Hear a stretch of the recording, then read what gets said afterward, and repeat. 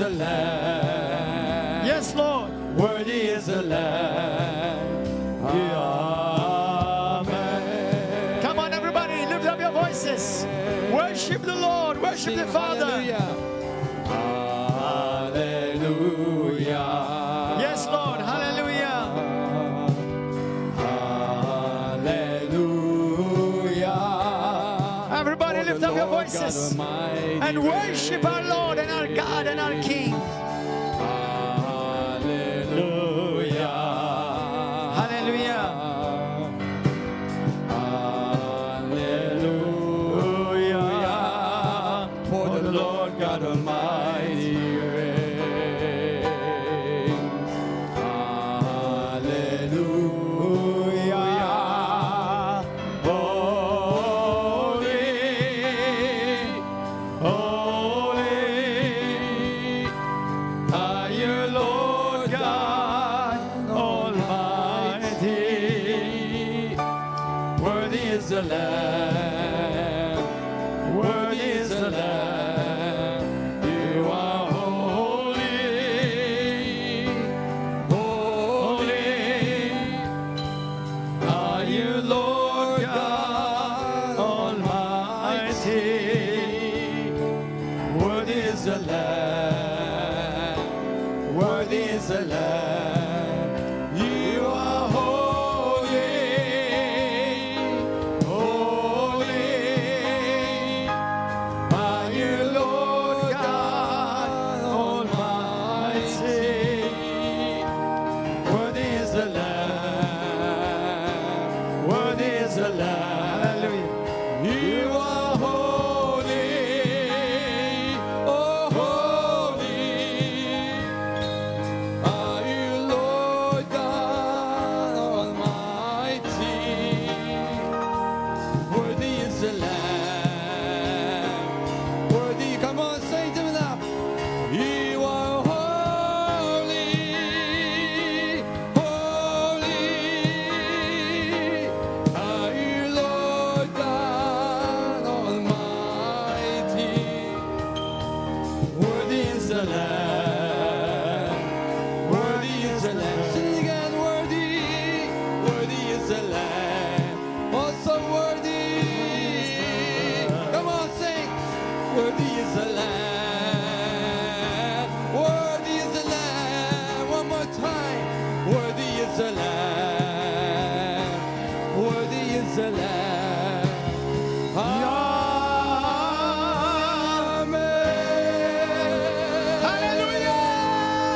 Shout hallelujah. Jesus. Hallelujah. This morning, I want to start by praying over all the fathers. If you're a father here, receive this prayer over you today. If you're a daughter or a son or a wife around that man, just surround them right now. Put your hand over the one whom you call father. I also want to pray for all spiritual fathers as we this morning celebrate Father's Day. Hallelujah. If you've been somebody whom you did not have an earthly father, or you were unfortunately abandoned, rejected, abused, or maybe you had a non-existent, non-present father. Today I ask you to forgive your father. I just want you to keep in mind that many who hurt others is because they have been themselves hurt. Hurt people, hurt people. Your father, if he was one of those who may have hurt you, that's maybe what he knew. He may not have known anything better. But today, as a Christian, today we know better. Because not only do we have received the Father's love, and we have a perfect love, we have a perfect Father. He never is against you as his son or his daughter. He's not against you. As a son and a daughter, God the Father, He is never against you. If He wanted to be against you, He had the perfect opportunity where you are away from Jesus. Now that you are in His Son, He's not going to be against you. Because the wrath that was due you, He took for yourself His own Son Jesus, our Lord. So Lord, I'm going to pray for you now, every one of you who is father. And I want to pray also for the fathers who are connected to this ministry, to those who pastor. You may not have natural children, but you may have spiritual children.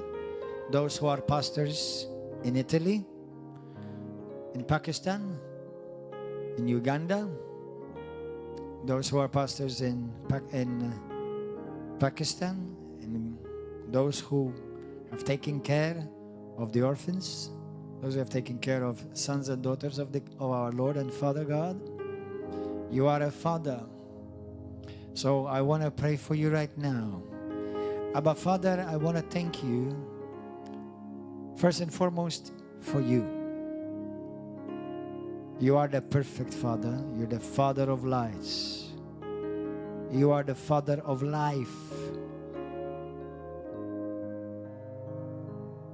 One day, we will see you face to face, Father. We are grateful that we can call you Father. We are grateful we can call you Daddy, Abba. This morning, I lift up before you all those whom you have raised up in the body of Christ, especially in River of Love around the nations. Nations for Christ ministries. Those who are fathers, part of this ministry. Lord, I bless them with the Father's blessing, with the Father's double blessing. I bless them.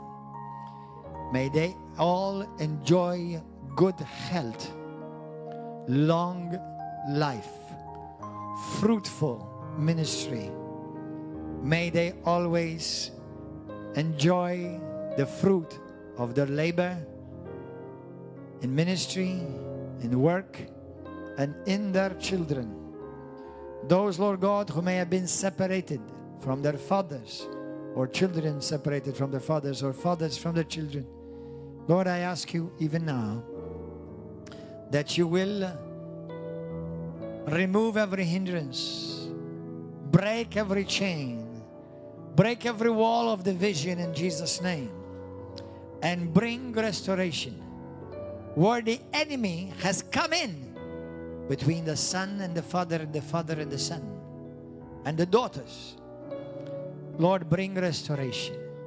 Your word says that you sent the spirit of Elijah before Jesus to restore back the hearts of fathers to their sons and their children to their fathers. Let this be fulfilled in this age. We know that you have started doing this since Jesus came, because Jesus came to reveal to us the Father's heart. And when we saw Jesus, we see you, Father. So today, I speak prophetically, apostolically, and as a father over all fathers. May the Lord bless you and keep you. The Lord make His face shine upon you and be gracious to you. May the Lord lift up His countenance upon you and give you peace and shalom.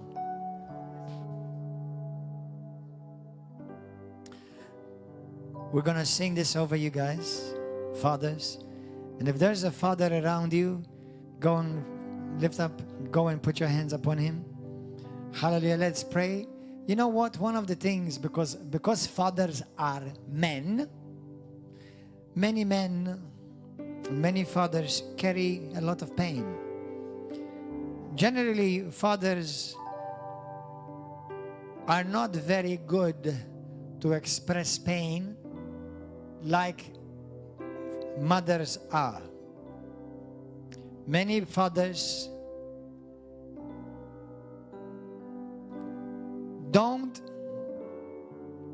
share their pain. They keep it all bottled up inside. And I pray that all the fathers of this ministry and all the fathers connected to this altar, that you will die when your time is come, you will die satisfied in Jesus' name. And that God will heal any area of your life where your heart has been broken. In the name of Jesus. May what the enemy stole from you on this Father's Day, in this season, be restored back to you. As you will sing this over you, in Jesus' name, go ahead. The Lord bless you and keep you. Make His face shine upon you. Be gracious to you. The Lord turn His face towards you and give you peace. Hallelujah. Over you, fathers. The Lord bless you. Sing it. The Lord bless you and keep you. Make His face shine upon you. Be gracious to you. The Lord turn His face towards you and give you peace. Yes, Lord Jesus.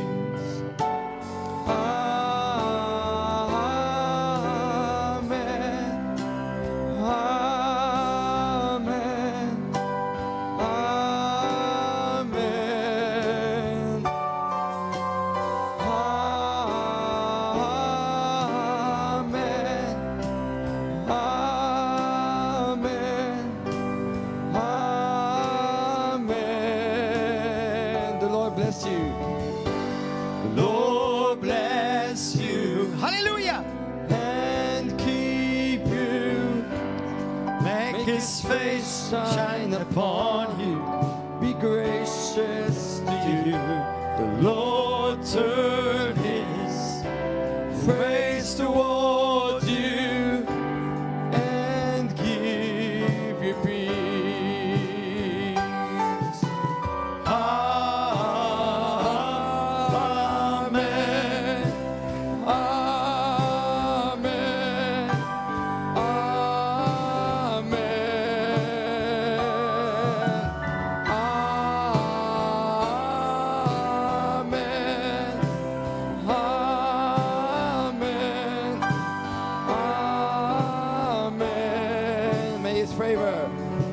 His favor be upon you and 1,000 generations, and your family and your children and your children and your children. May His favor be upon you and 1,000 generations, and your family and your children and your children and your children. May His favor be upon you and 1,000 generations, and your family, and your children, and your children, and your children. May His presence go before you, and behind you, and beside you, all around you, and within you. He is with you, He is with you in the morning, in the evening, in your coming, and your going, in your weeping and rejoicing. He is for you. He is for you. Claim it. He is for you. He is for you. He's not against you. He is for you. He is for you. He is for you. Oh, claim it again. He is for you. Oh, He is for you. He is for you. He is for you. He is for you. He's not against you. Amen.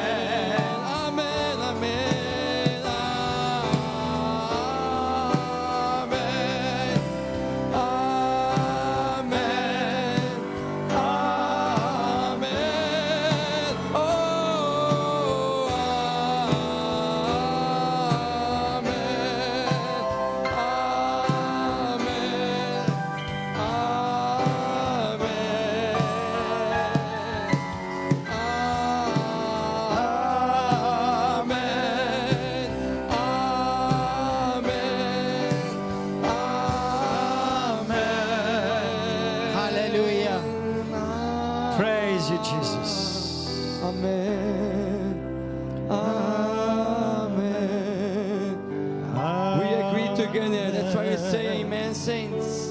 Oh, amen. Amen.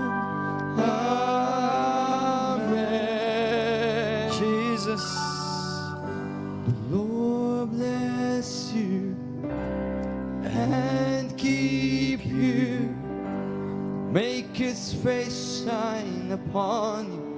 Be gracious to you.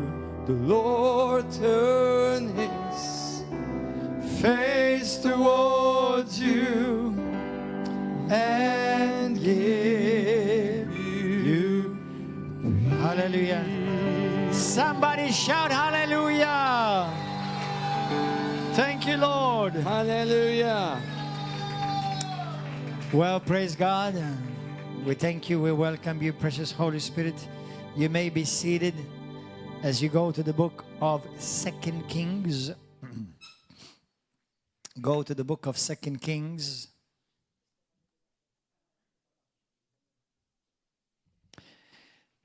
You know, the Father's Day. Happy Father's Day to all you fathers. I just want to say certain things which are important in general. My message is starting now.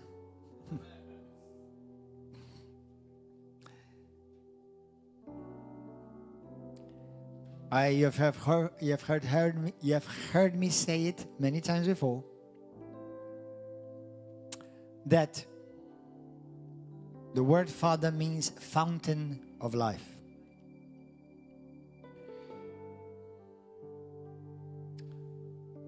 There are many subjects in the Bible that we can discuss, and we do. Especially when you're doing pastoral work, apostolic work, you have to cover many things. If you're an evangelist, your message is more or less always the same. You may vary different stories, but it's always salvation, salvation, salvation. The cross, Jesus. But when you are a pastor, you have to feed a lot of things, a lot of counsel, and different doctrines. Obviously, always ultimately glorifies Jesus. And I say that because there's so much to learn. But there are not many subjects in the Bible that are as important or equally important to the message of the Father. Christianity is the only, for lack of better words, the only faith, the only adherence, the only belief that worship God who is identified as Father. Allah is not Father. In Hinduism, Buddhism, Taoism, and many other world religions, Shintoism, they don't know God as Father. Christianity is the only revelation coming truly from heaven that reveals a God who is Father. The rest don't. The rest don't. It's amazing that especially when you think about Islam, and I encourage you to get yourself acquainted and educated about Islam, that Islam, they don't know God as Father. And they can't. Because in order for you to acknowledge Him as Father, you have to acknowledge that He is Son. And they reject Jesus as the Son of God. So don't be gullible. We don't serve the same Jesus, and we don't serve the same God. Our God sent His Son to die for us, to die for the world. In Islam, He sends messengers to kill the world. I'll stop there for today.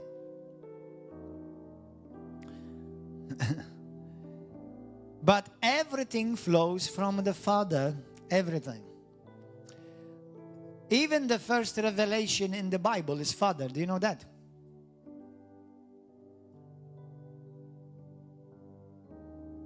If you read, whom did God created first in the Bible? Adam and Steve. I mean Adam and Eve. Not Adam and Steve. Adam and Eve. Do you know that the Bible says in the book of Luke, chapter I think 2 or 3, it gives you the lineage all the way back to Adam. And Adam is called what? Son of God. Even angels are called sons of God. The Jews are called sons of God. And we are called sons of God. Obviously, our category is completely different than Jews being sons of God. Because we are the only sons with the divine nature of the Father. Hallelujah. But if you notice, listen to this. May God, Holy Spirit, speak through me, bypass my mind, bypass my reasoning, and take over Holy Ghost. I'm going to tell you what, by experience. I've been 31 years in the Lord, 20 years in pastoral ministry, and about 28 or more years in ministry altogether. I can tell you without blinking an eye, most people's issues are connected with the Father factor.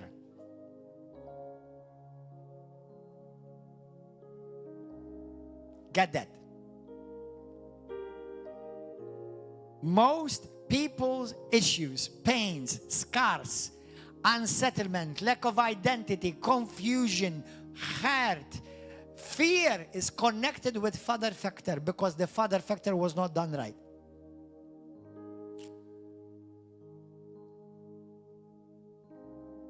Today I'm going to talk about the double blessing of the Father. The Father's double blessing. Double for your trouble.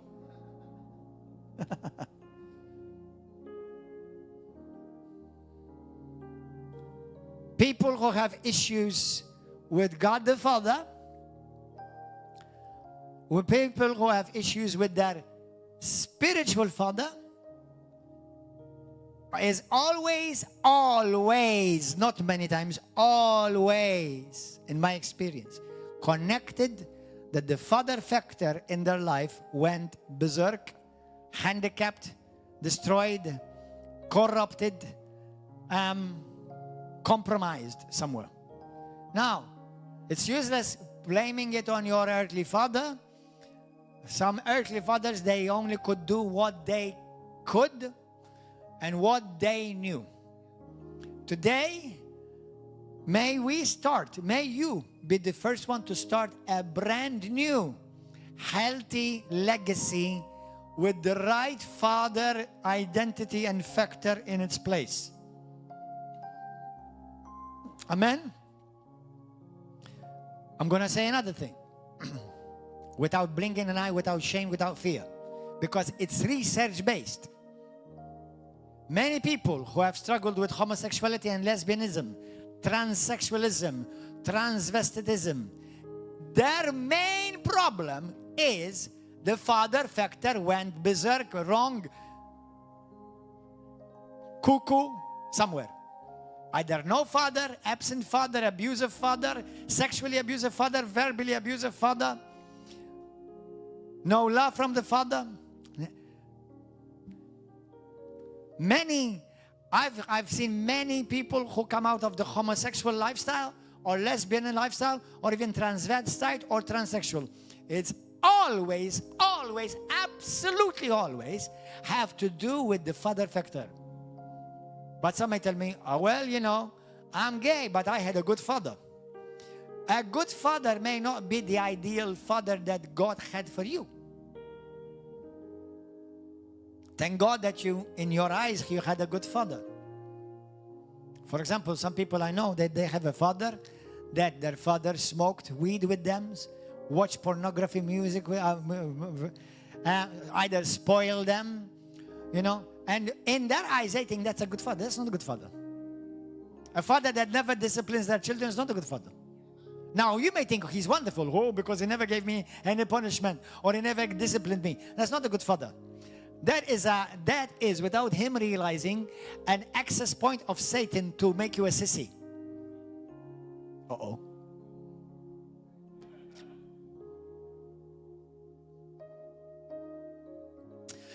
Father's number one role is discipline. Discipline does not mean harsh, beat them up, and handicap them.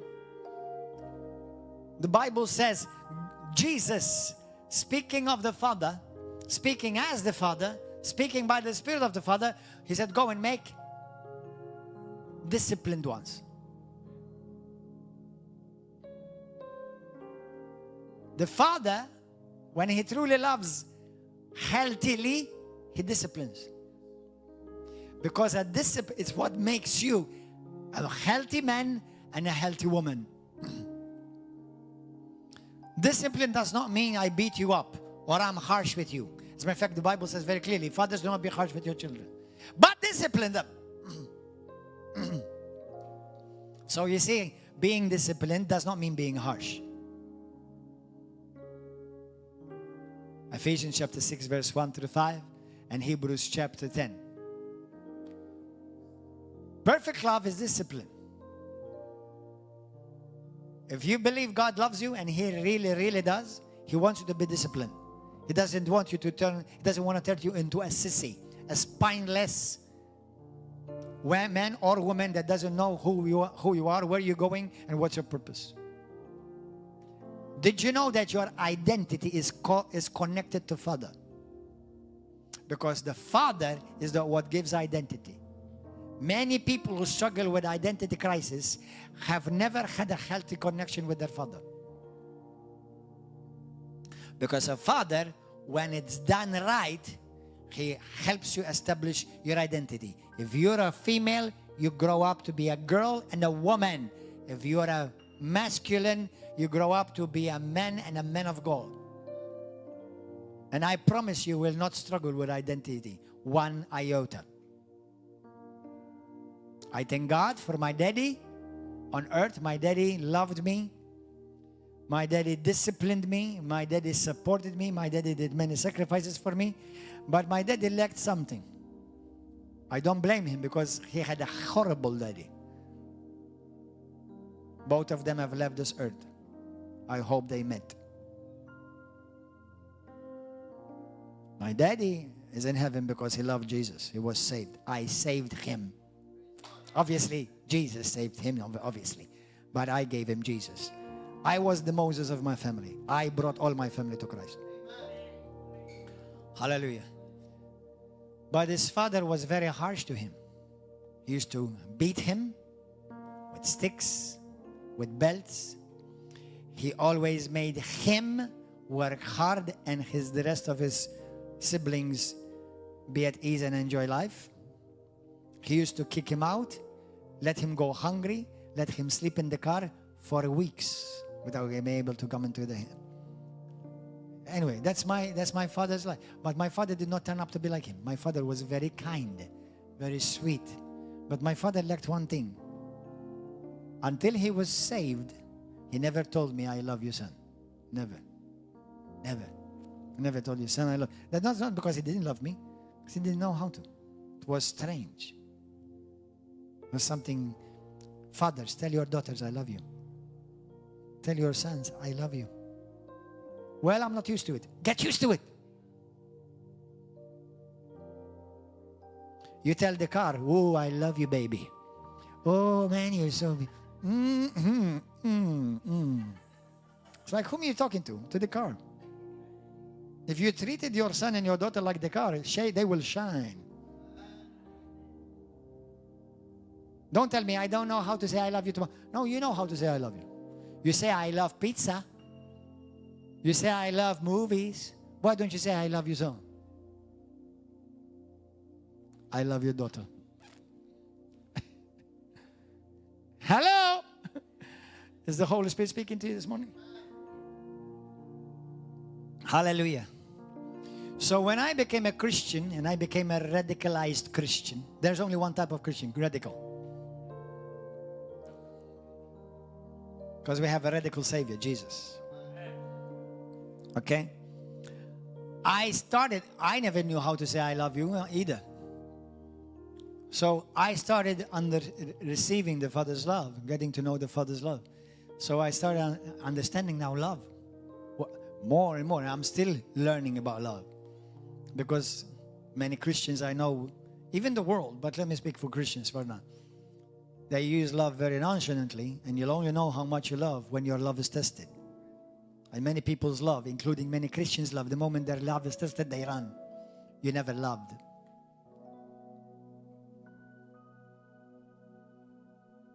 If you love, love stays. Love stays in marriage. Love stays in son and father or daughter relationship. Love stays in between brothers and sisters. Love stays.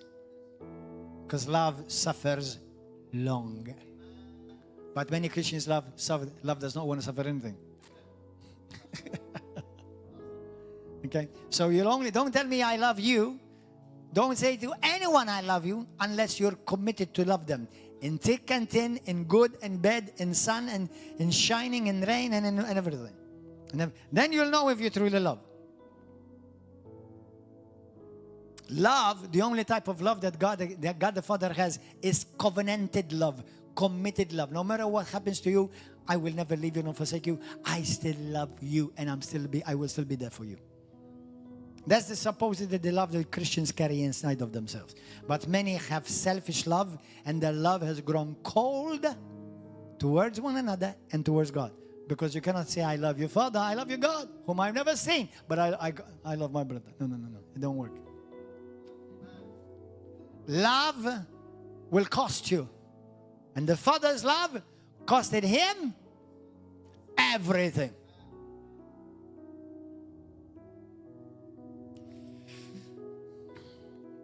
Hallelujah. Today I want to talk about the Father's double blessing. 2 Kings, chapter 2.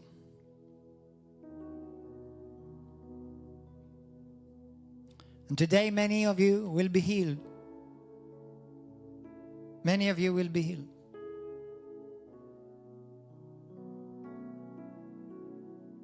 I want to say this. When you have an issue, when you have doubt, when you have fear, check. How much do I really know the Father's love? When you have a crisis, a difficulty, how is my relationship with my earthly father if he's still alive? And how is my relationship with my spiritual father? You're supposed to have a spiritual father. It's biblical. How is your relationship with your spiritual father? Now, if you have not put in order your father's relationship in heaven, and your relationship with your earthly father has been handicapped, you're going to have an issue with your spiritual father, 1000%. But it can be healed. It can be healed. It's amazing when people have suffered in that area, they will always push away the Father's love. They will always push it away. Have you noticed that? You will push it away.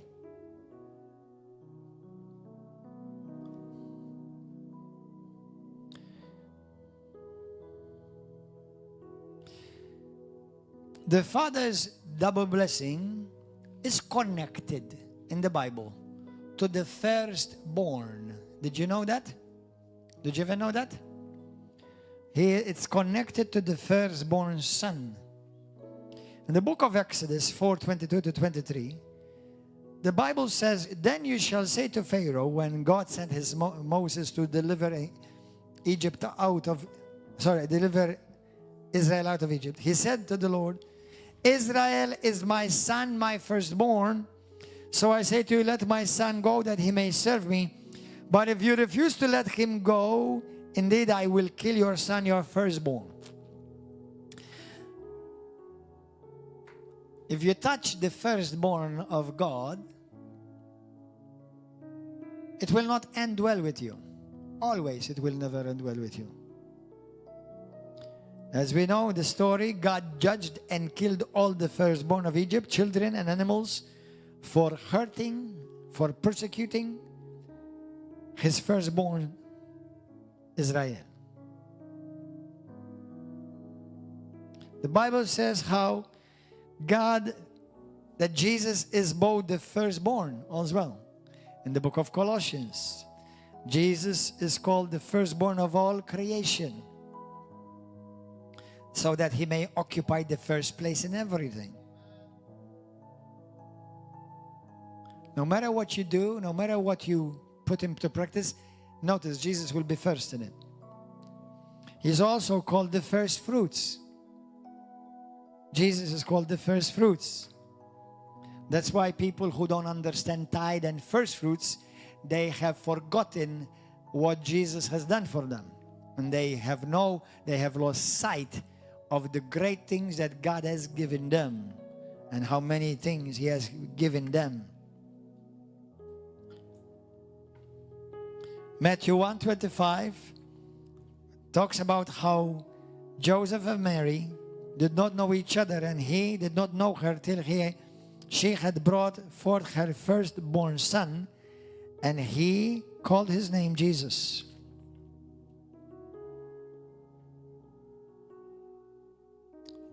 Why do I mention this? Because the father's double blessing is connected to the first son. Now, don't run yet. How many of you are the firstborn in the family? Lift up your hand. Are you the firstborn in the family? Okay. So what about those who are not firstborn? What about this blessing? Is this going to come upon you today or not? Uh-oh. Just keep watching the movie.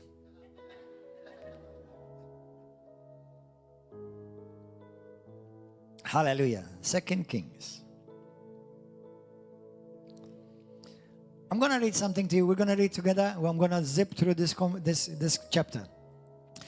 Here we have a story which is very popular among charismatics and Pentecostals. How many of you know the story of Elijah and Elisha? I love that story. Well, Elisha was a student of Elijah. Okay? But interestingly enough, if you read the two chapters, chapter 1 and chapter 2, he was not the only one who was a student. There were many others who were students of Elijah. As a matter of fact, Elijah used to run a prophet's school of prophets. Now, I've heard there are some Christians around the world that they apparently try to copy this, and they've established school of prophets. Now,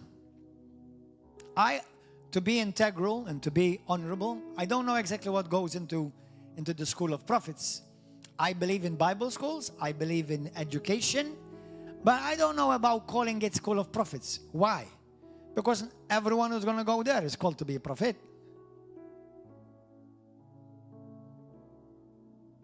I much rather call it Bible school, teach all the counsel of the Word of God, and there will be some among them who will be prophets, some will be teachers, some will be evangelists, some will be apostles, some will be pastors, some will not be in the fivefold, some will be in the ministry of helps, in administrations.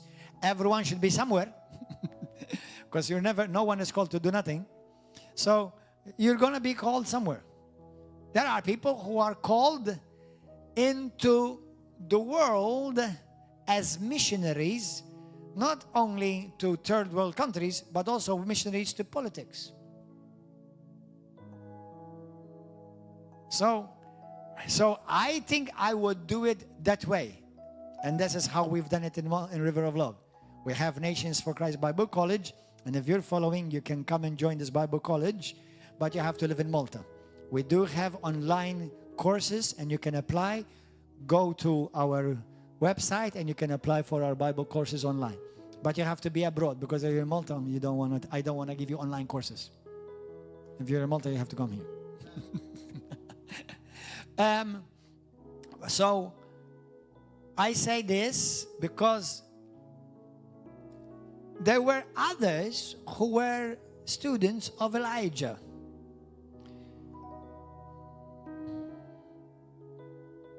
Now let's read from verse 1. It came to pass when the Lord was about to take up Elijah into heaven by a whirlwind, that Elijah went with Elisha from Gilgal. Then Elijah said to Elisha, "Stay here, please, for the Lord has sent me on to Bethel." But Elijah said, "As the Lord lives, and as your soul lives, I will not leave you." So they went down to Bethel. Elijah stood by Elijah, close. Now the sons of the prophets who were at Bethel came out to Elisha and said to him, "Do you know that the Lord will take away your master from over you today?" And he said, "Yes, I know. Keep silent." Then Elijah said to him, "Elisha, stay here, please, for the Lord has sent me on to Jericho." But he said, "As the Lord lives and as your soul lives, I will not leave you."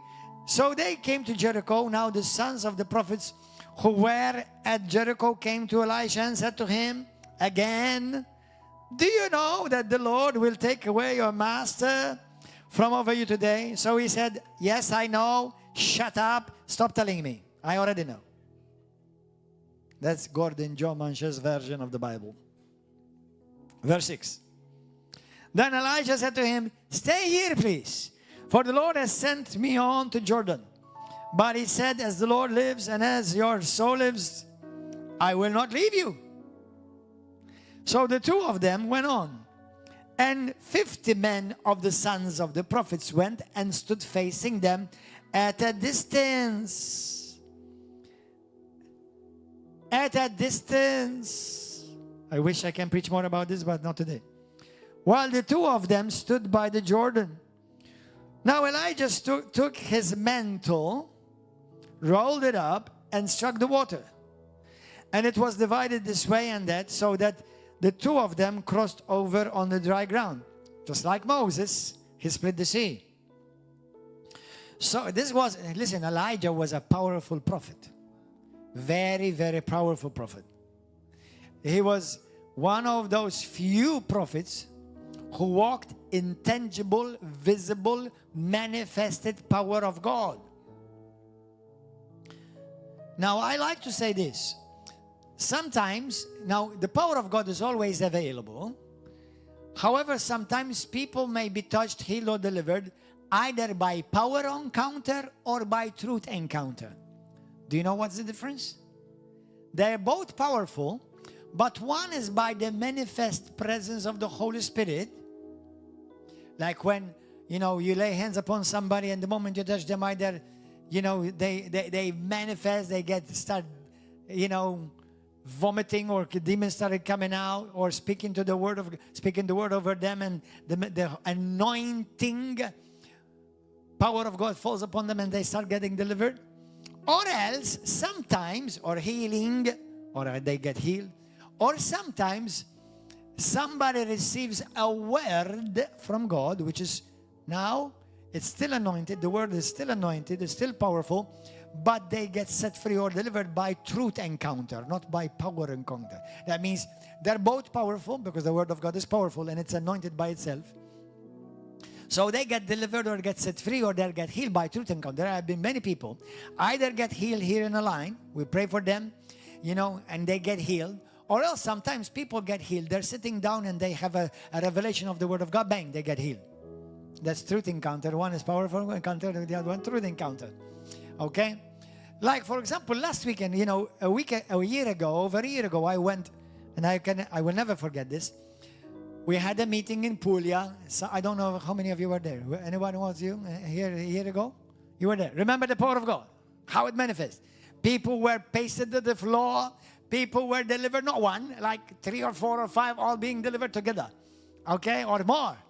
Bunch of people. That was power encounter. That was power encounter. Okay? As a matter of fact, it was so powerful that all the team that came with me, you know, I told them, go, brothers and sisters, go. God use you. Go. Pray over people. So it was incredible. The enemy did not like what happened.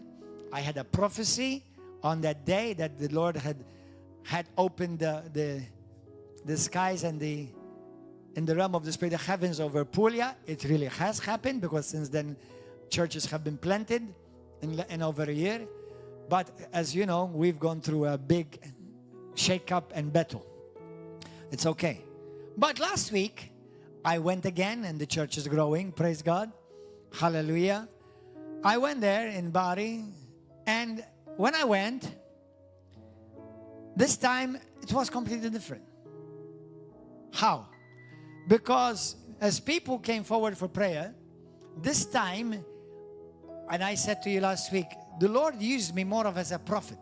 And I was speaking prophetic words, and God revealing me the secret things of their hearts. And since just this week, I received 2 testimonies from 2 different families that, for example, one of them, his wife sent me a message saying to me, my husband never wanted to know anything about God or the church or anything, and somebody invited him to your meeting. He came. He was so touched by the word that you spoke into his life and what you revealed to him, that my husband is changed. He wants to continue to come to church. That was a truth encounter. That was a truth encounter. Hallelujah. A revelation. So it was encouraging, because God does not always work the same way. Okay? Just because people don't fall on the floor, you know, don't say, oh, I guess there is no power. No, listen, don't say that. Don't say that. There are people who have been healed just under the preaching. Why do you have to limit God only? Well, if pastor or apostle lays hands upon me, I will be healed. No, you can be healed right there on the seat. You can either get healed by revelation or by impartation. Laying on of hands is impartation. Revelation is you receive the word of God, bang, a light is switched on inside of you, you get healed. Do you understand? Hallelujah. So now, we're talking about Elisha, who was a man that was so powerful, people feared this man. People were afraid of him.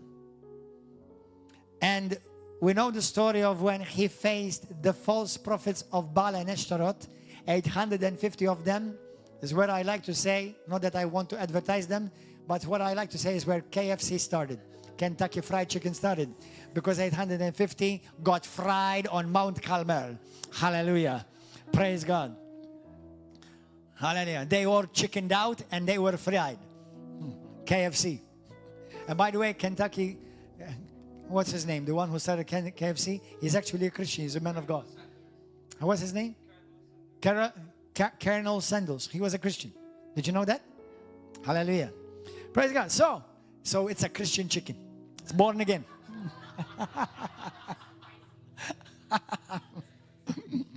Hallelujah. KFC, please send me royalties. Hallelujah. Praise God. Thank you, Lord. So anyway, now can you imagine this powerful prophet said that over 50 students walk with this mighty man of God. They can receive what he has, and only one sticks close. Just like Paul. How many people followed Paul? How many churches he founded? But only Timothy remained faithful to the end. Are you a Timothy or Timotina? Are you a Timothy?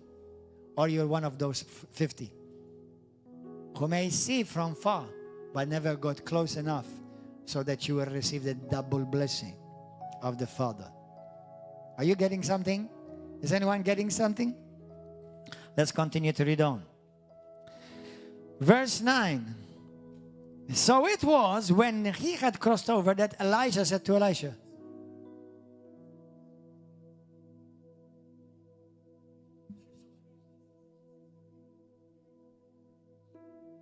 okay, we're going to go into The Holy Spirit just interrupted the service. Stay tuned. We just experienced a miracle since we prayed. I thank you, Jesus, that He is so faithful. We just prayed for my cousin. She had an open brain surgery. She was in the dark. It was an impossible case. But for our Lord, there's nothing impossible. They just called me from hospital right now after we prayed. She's eating, she's conscious, and all is well in Jesus' name. To God be all the glory. God is a good Father. He's a good Father. Verse 9. For those of you who did not know what's going on, we just prayed for the cousin of my wife, Pastor Mariella. She had an open brain surgery to have a tumorous cancer removed. Thank God. Thank God. Blessed be the name of Jesus. Just lift up your hand.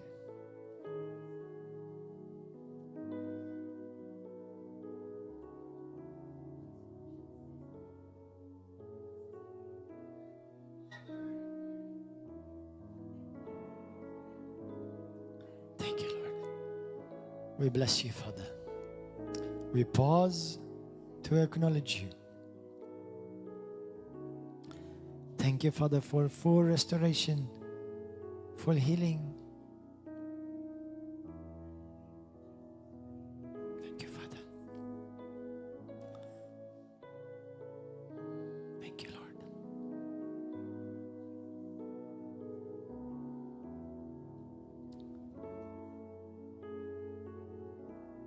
There's a healing, there's a miracle anointing present right now.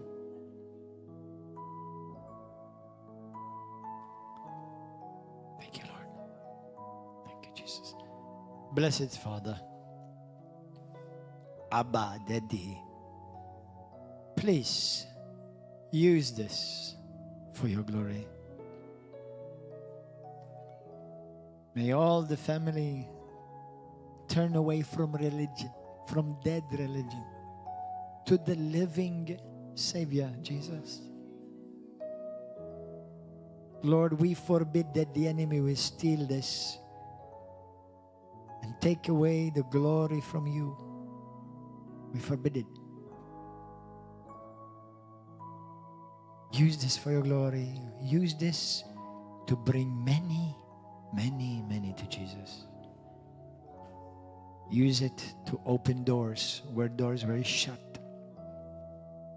In the name of Jesus. You are a perfect orchestrator to make ways where there seem to be no way. Hallelujah. Thank you, Father God Almighty. Thank you, Jesus.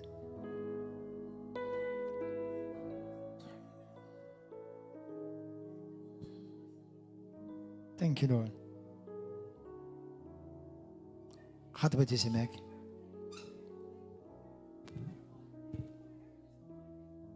And she managed to send kisses back. This is a miracle. Open brain surgery, cancerous, and the doctors had no hope. Wow. She's eating and she can send messages, she can talk, she's conscious. This is the Lord.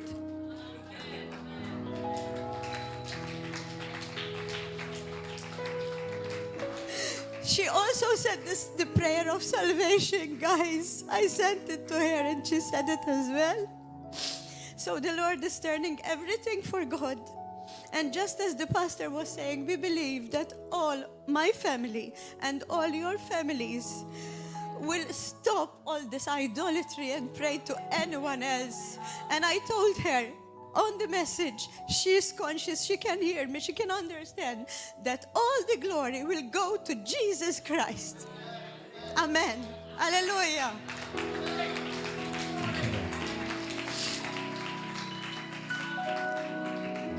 May the people who are listening to this and following this, may the people who got healed in this ministry or you got healed somewhere else, may they never forget what God has done for you.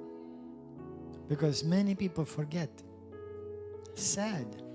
Why is it so many people forget? They forget what God has done. How many people I have seen healed from cancer, from tumors, eyes open, deaf ears open. Today they're back in the world, man. Why is it they forget? They forget. Please don't forget what the Lord has done for you. You know, the Father has a heart too. Do you know the Father has a heart too? You know the Bible says that the Father grieves too? The Father grieves. Can you imagine the angels looking upon God the Father, seeing Him grieve?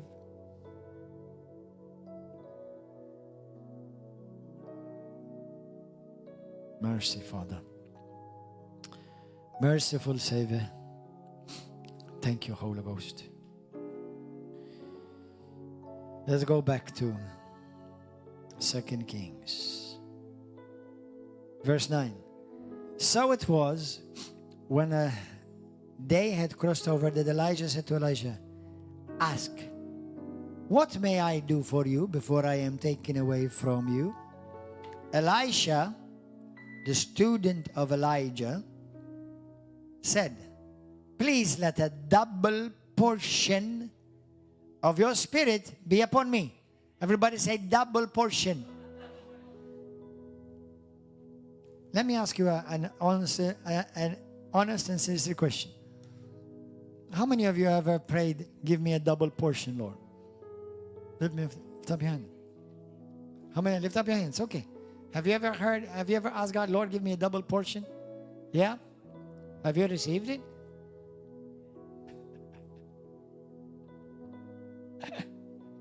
Okay. What about the rest of you? You don't want a double portion? How many of you want a triple portion?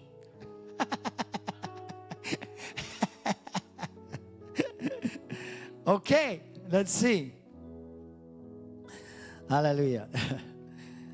So he said, Elijah said to Elisha, you have asked a hard thing. You know, if I was Elisha, I would say to him, you're joking, right? You've just split the sea. You fried 850 false prophets, and you're telling me this is hard?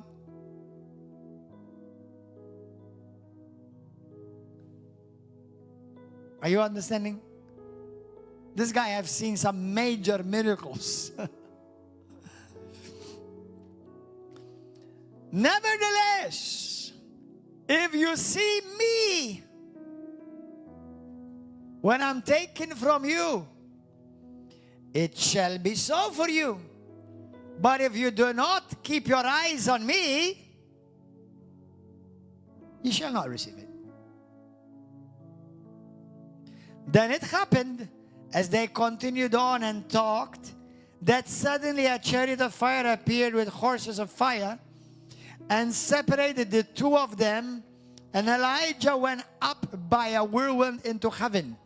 This is one of the raptures mentioned in the Bible, by the way. For those who say to you the rapture is not true, this is one of them. Anyway, Enoch was raptured. And Elisha saw it. Elisha now saw it. And there's coming a revelation to you. Open your eyes, open your ears. Elisha saw it. And he cried out, prophet, prophet.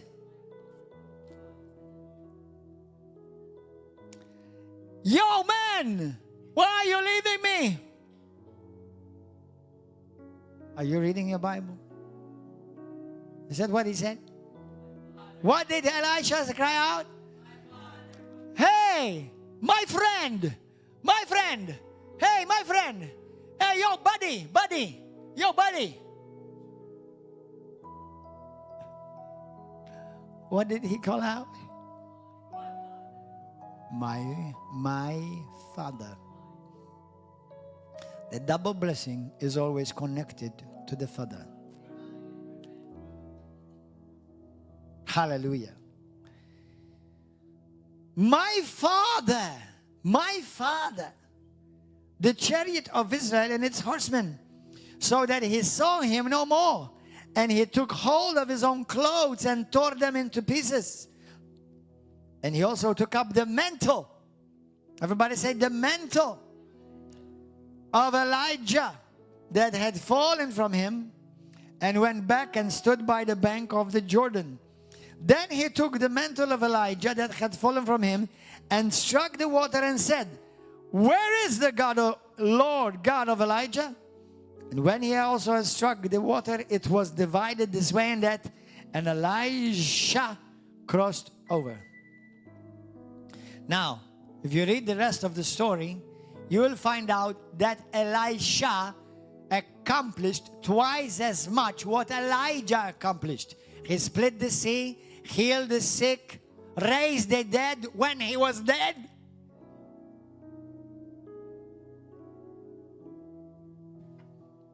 Remember what Jesus said? John 14:12-13. The works that I do, you shall do also. And greater works than these you shall do. What? You see, just like the mental... Let me give you a powerful revelation, if you can handle it. You see, Jesus Christ is not in heaven. Uh-oh. Jesus is in heaven. Christ is on earth. When Jesus went to heaven, he left his Christ on earth. And upon whom he left it? On his students, on his servants, on his sons and daughters.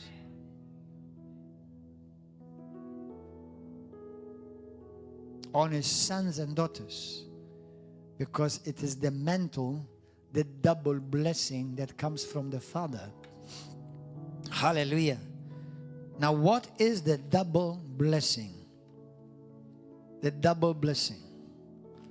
Now, some of you are still wondering, well, how can I enjoy this double blessing? I'm not the firstborn. Wait. In Israel, the thought of the double portion carried great, profound meanings. Number one, by biblical law, the eldest son was entitled to twice the inheritance given to any of his younger brothers. According to Deuteronomy 21:17, a father had to acknowledge his firstborn by giving him a double portion of everything he owned. The math. If a father had 3 sons, the estate was divided into 4 equal parts. 3 sons, but divided into 4. The firstborn received 2 parts, a double portion, while the younger brothers received only 1 part each. The double blessing was never meant for selfish indulgence. It was connected to responsibility. It was given because the firstborn had to take over as the patriarch and the provider of the entire clan. He was financially responsible to supporting his widowed mother and any unmarried sisters. It meant spiritual leadership. He became the priest of the home. Leading the family in worship and keeping them aligned with God's covenant. Duties. Whoever had the double blessing of the Father was responsible for maintaining the family estate and hosting relatives during festivals. Spiritual succession and anointing. This is the same what we see. The double portion also applied to spiritual authority. When the prophet Elijah, just like we saw, famously asked for a double portion of Elijah's spirit, he was not asking to be twice as powerful as his master. Instead, he was using legal and terminology to state, I want to be recognized as your spiritual firstborn son, and successor to carry on your prophetic ministry. Why did Elijah say to him, it's a hard thing that you've asked? Because he was not the firstborn son. It was not the first. But there were exceptions in the Bible. Legally speaking, if you only if you were the firstborn son, you were entitled for the double blessing. But do you know there were people in the Bible who were firstborn and God skipped them? God skipped them. Because there were people who, although they were firstborn, as a matter of fact, in one instance, Bible even God killed the firstborn. Not of Egypt only, even actually one of the sons of Jacob. Or Judah, I forgot. Judah, I think. But Judah, yeah, the son of Jacob. I know one of the sons of the patriarchs, he was the firstborn and God killed him. I forgot exactly who he read. I read it. Anyway, so the firstborn, because he was wicked, the Bible says. He was wicked. You can look it up. Listen. In the Bible, we see Abel and Cain. Cain was the firstborn. But the firstborn blessing passed on to Abel. Who else? You have similar stories. For example, Esau. Exactly. You have Jacob. You have Esau. You have also Cain and Abel, Perez and Zerah. One was the firstborn, but God skipped him because the other one attracted. Now, let me go. We're going to finish with this. Go to the book of Genesis 48. Because this is where going to be concerning you and me. Are you enjoying this? Hallelujah. Praise God. Genesis 48. Now, I want to say this to you again. That there is lack of revelation in the body of Christ about the Father's blessing. The Father passing. You see, the thing is this. When you say, I have a father, means you have a legacy. When you don't have a father, you are an orphan.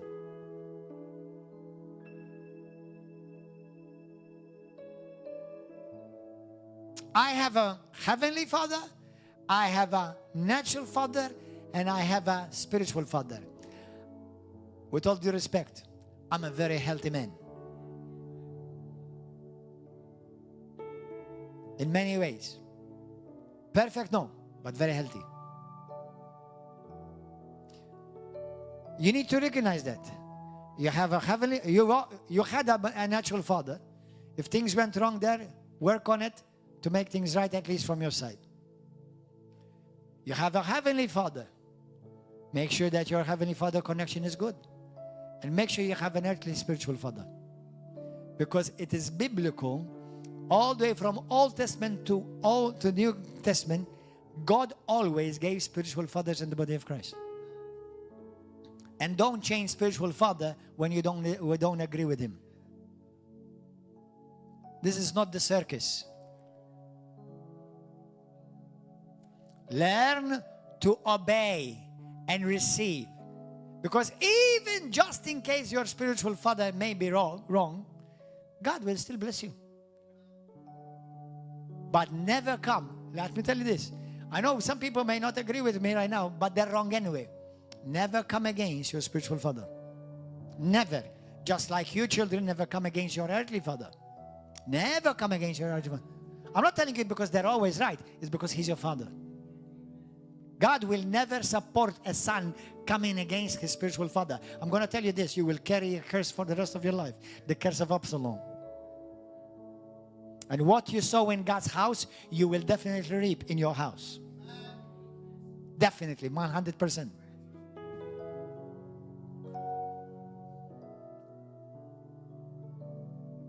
Hallelujah. Now, Genesis 48. Shall we read it together quickly? Now it came to pass after these things that Joseph was told, indeed, your father is sick. And he took with him 2 sons, Manasseh and Ephraim. Manasseh was the firstborn.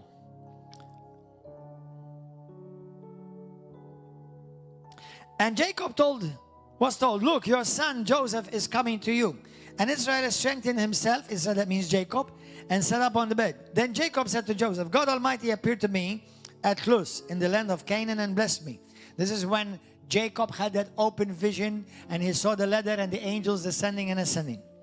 And said to me, behold, I will make you fruitful and multiply you, and I will make of you a multitude of people, and give this land to your descendants after you as an everlasting possession. And now your two sons, Ephraim and Manasseh, who were born to you in the land of Egypt before I came to you in Egypt, and are mine. God said, these are sons were born to you before I came to you, so these sons are mine. And Reuben, as Reuben and Simeon, they shall be mine. Your offspring whom you beget after them shall be yours. They will be called by the name of their brothers in their inheritance. But as for me, when I came from Padan, Rachel died beside me in the land of Canaan, on the way when there was but a little distance to go to Ephrathah. And I buried her there on the way to Ephrathah, that is Bethlehem. Then Israel saw Joseph's sons and said, who are these? And Joseph said to his father, they are my sons, whom God has given me in this place. He said, please bring them to me. And he blessed them. Now the eyes of Israel, Jacob, were dim with age, so that he could not see. Then Joseph brought them near him, and he kissed them and embraced them. Listen, I want you to see this. Joseph brought his sons to his father Jacob, who was called Israel, to hug them, to bring them close to him. Keep that. Go.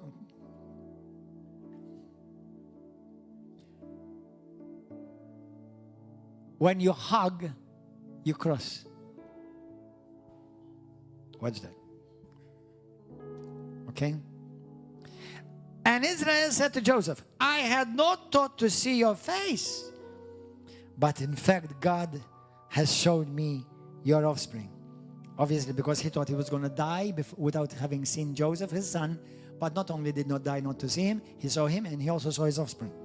So Joseph brought them beside his knees and bowed down with his face to the earth. And Joseph took them both, Ephraim with his right hand towards Israel, left hand, and Manasseh with his left hand towards Israel's right hand, and brought them near him. Then Israel stretched out his right hand and laid it on Ephraim's head.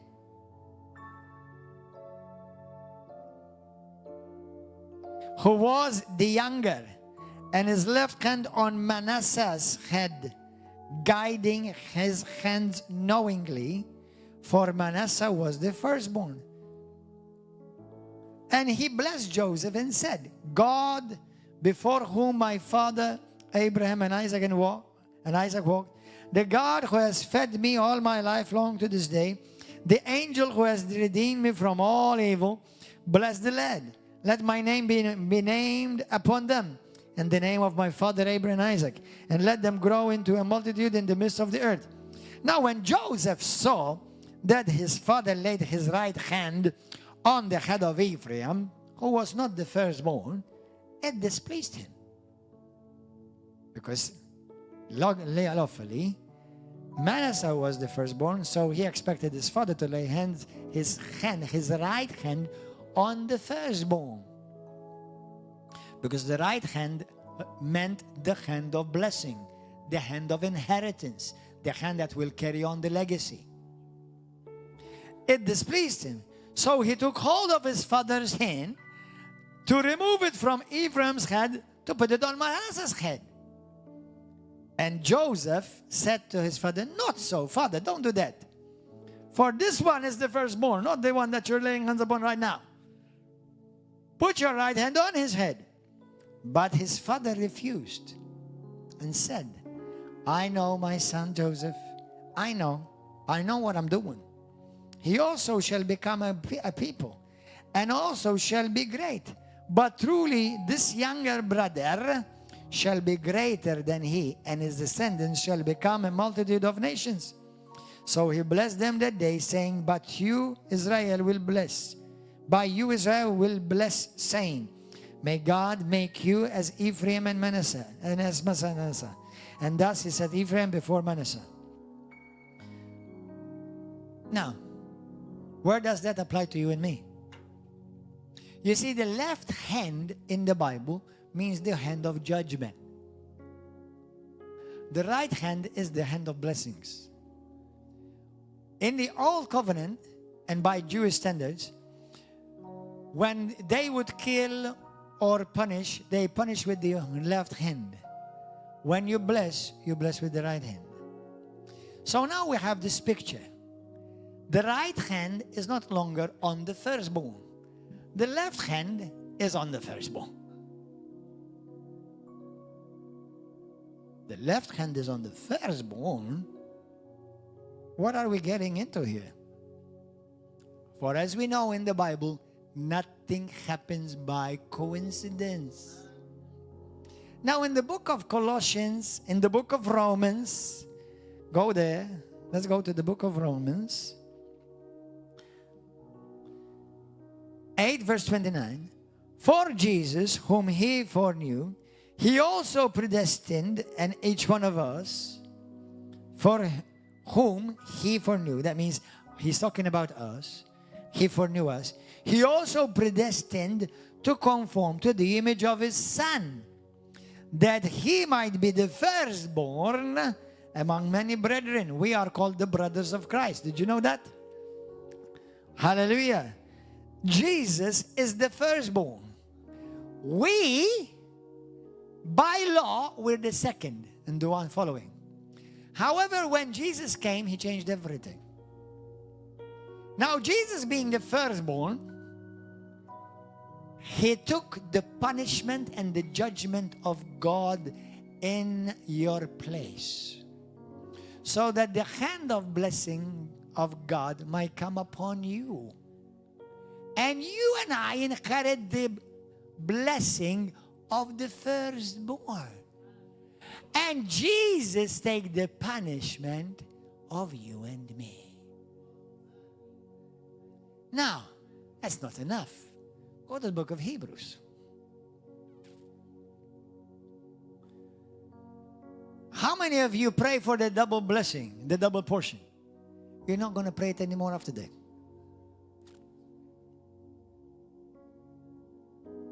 And all of you beloved saints all over the world that have prayed to give me the double portion, God was smiling at you. And He's going to tell you, go and watch this preach.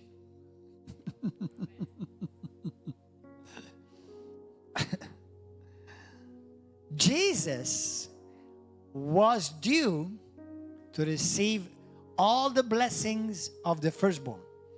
And the blessings of the firstborn was full provision and abundance, inheritance, lineage, the name. We received the name.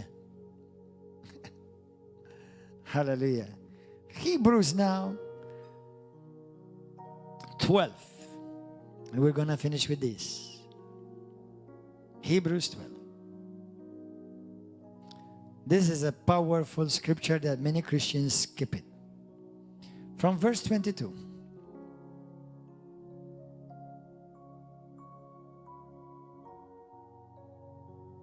But you, he's talking about us and to us, have come to Mount Zion and to the city of the living God, the heavenly Jerusalem,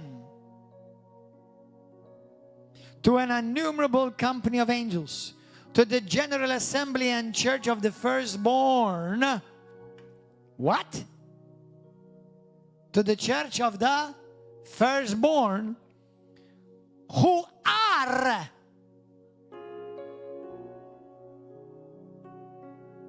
registered in heaven, to God the judge of all, to the spirits of just men made perfect, to Jesus the mediator of the new covenant, and to the blood of sprinkling that speaks better things than that of Abel.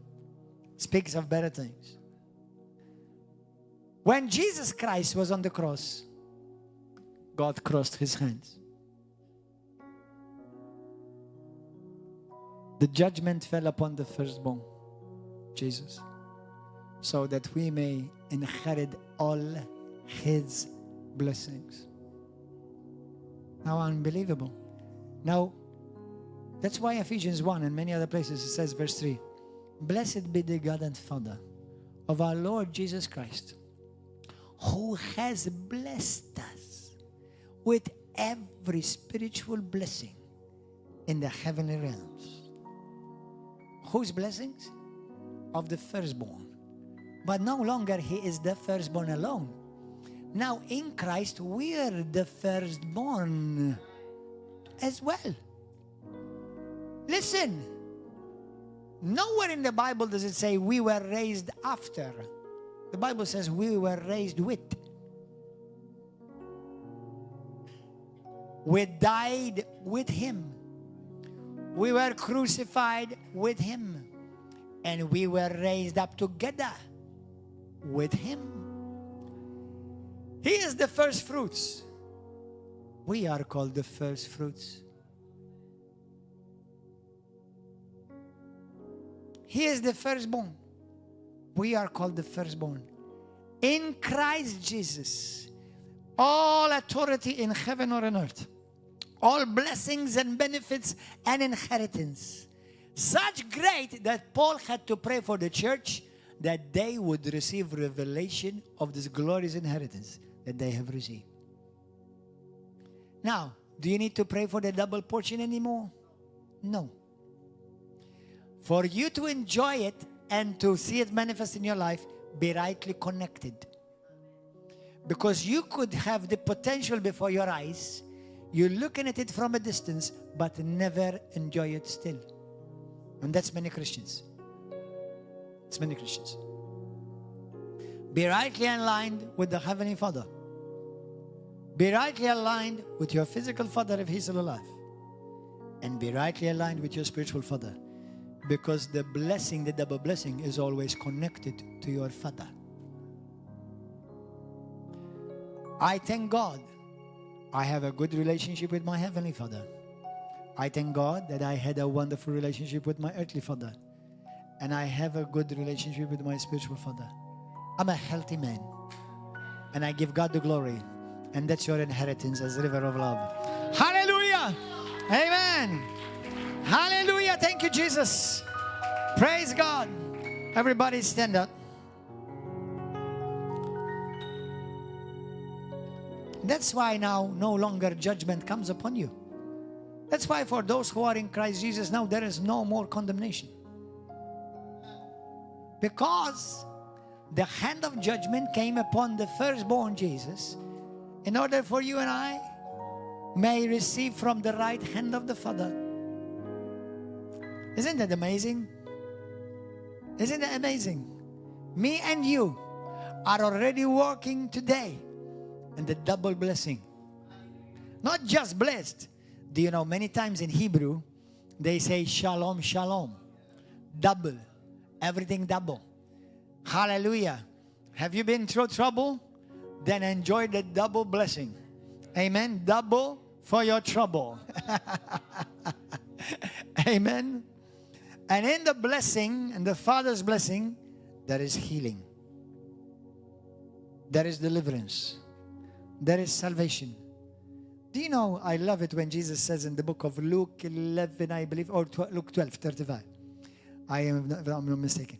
Where he says, little flock, it is my Father's pleasure to give to you the kingdom. Not half of the kingdom. All of the kingdom. All of the kingdom. But why is it many Christians don't walk in it? Because they're not rightly connected.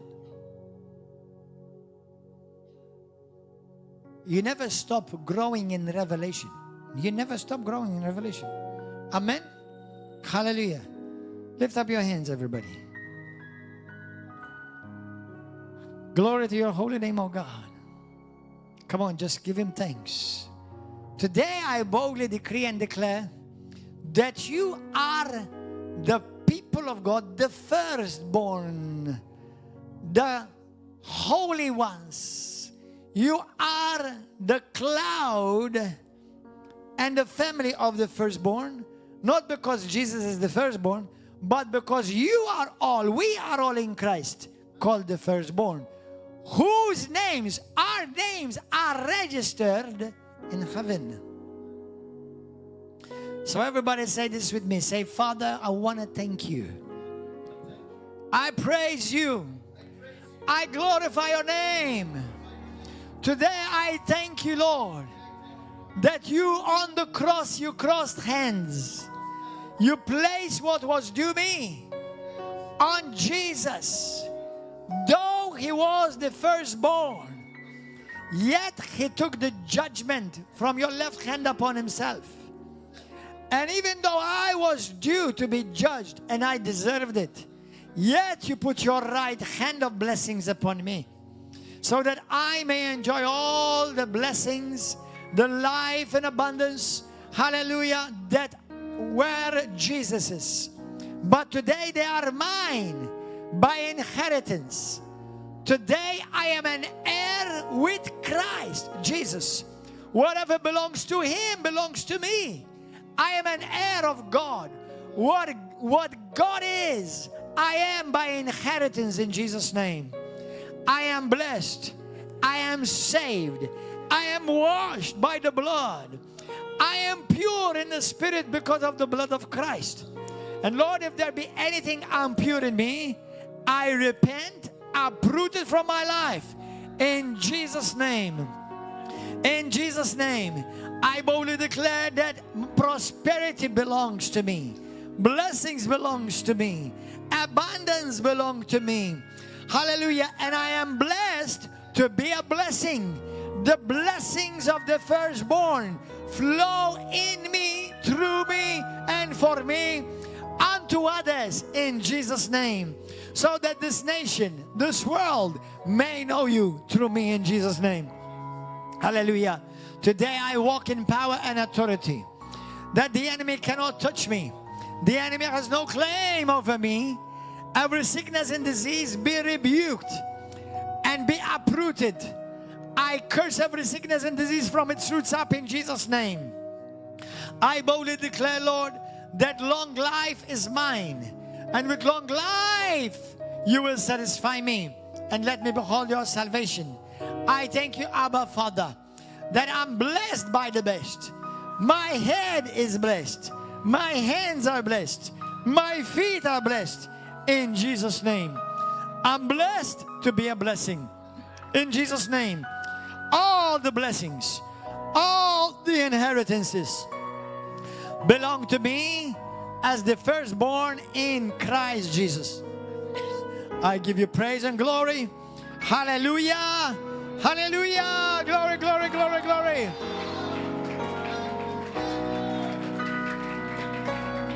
Thank you, Jesus. Hallelujah. So today, walk in the double portion. Walk in the double blessing. Hallelujah. You know, the apostles, when you look at the apostles, look how much work they've done. They were rightly connected. When you see the people of God around through the ages, notice that those who are rightly connected, how great works they have done. I've never heard of one man or one woman that they were disconnected and they great thing they did anything meaningful for God. Nothing. We're a family, brothers. In the kingdom of God, there's no Superman or Wonder Woman. You know, we are a family, and you have to be rightly connected.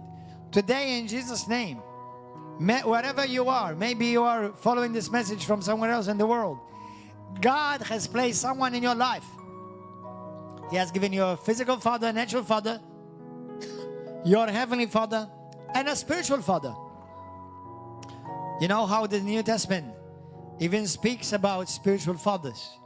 I know some people don't like this because they think, you know, I don't believe in this. Well, you're choosing not to believe what the Bible says. I'm sorry. Because Timothy was a spiritual son to Paul. Marcus was a spiritual son to Peter.